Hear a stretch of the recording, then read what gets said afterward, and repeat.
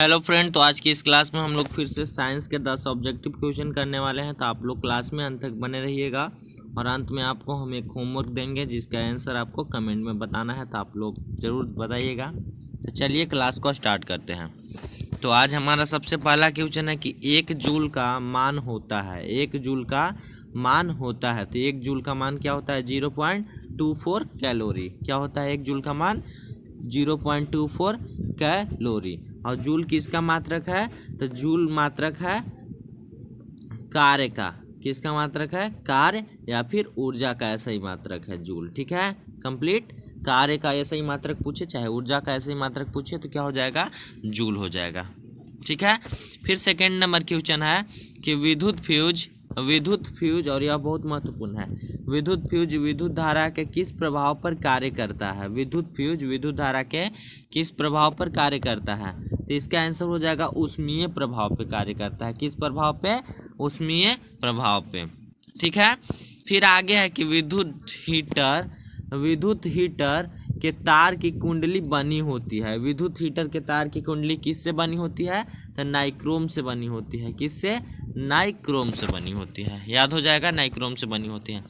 फिर है कि विद्युत ऊर्जा का व्यापारिक मात्रक होता है। विद्युत ऊर्जा का व्यापारिक मात्रक क्या होता है? तो किलोवाट घंटा होता है। इसको kWh भी बोलते हैं। किलोवाट घंटा होता है। क्या? किलोवाट घंटा। क्लियर हुआ। फिर है कि हाइड्रा का अर्थ क्या होता है? हाइड्रा नहीं हो जाएगा, यहाँ पर हाइड्रो हो जाएगा। हाइड्रो का अर्थ क्या होता है? तो हाइड्रो का अर्थ होता है जल। क्या होता है? हाइड्रो का अर्थ जल होता है। याद रखिएगा, हाइड्रो का अर्थ क्या होता है?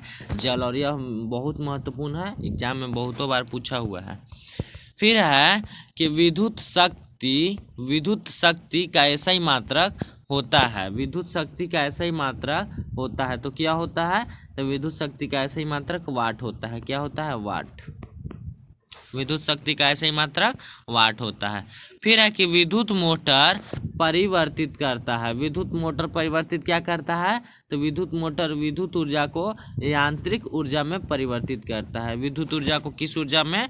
यांत्रिक ऊर्जा में परिवर्तित करता है। यह क्वेश्चन और पूछ सकता है ऐसे ही कि विद्युत मोटर विद्युत ऊर्जा को किस ऊर्जा में रूपांतरित या परिवर्तित करता है? तो यांत्रिक ऊर्जा। आपको सही मारना है। ठीक है, हो गया यह क्वेश्चन क्लियर।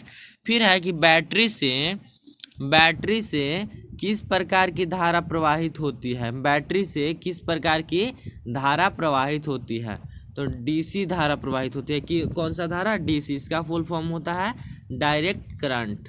क्या? डायरेक्ट करंट, यानी दिष्ट धारा इसको बोलते हैं। क्या बोलते हैं? दिष्ट धारा।